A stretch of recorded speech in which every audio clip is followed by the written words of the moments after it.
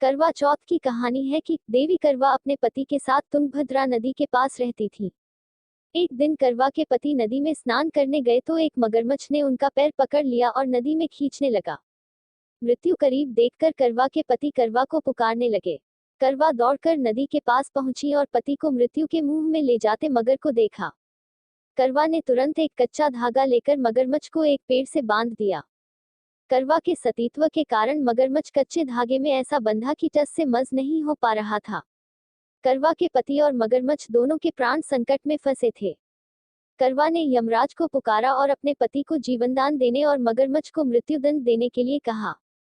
यमराज ने कहा, मैं ऐसा नहीं कर सकता क्योंकि अभी मगरमच्छ की आयु शेष है और तुम्हारे पति की आयु पूरी हो चुकी है। क्रोधित होकर करवा ने यमराज से कहा, अगर आपने ऐसा नहीं किया तो मैं आपको श्राप दे दूंगी।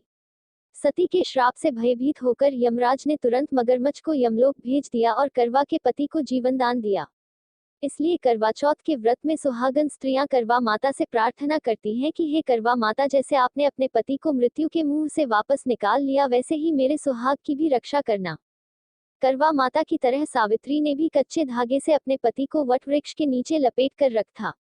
कच्चे धागे में लिपटा प्रेम और विश्वास ऐसा था कि यमराज सावित्री के पति के प्राण अपने साथ लेकर नहीं जा सके। सावित्री के पति के प्राण को यमराज को लौटाना पड़ा और सावित्री को वरदान देना पड़ा कि उनका सुहाग हमेशा बना रहेगा और लंबे समय तक दोनों साथ रहेंगे।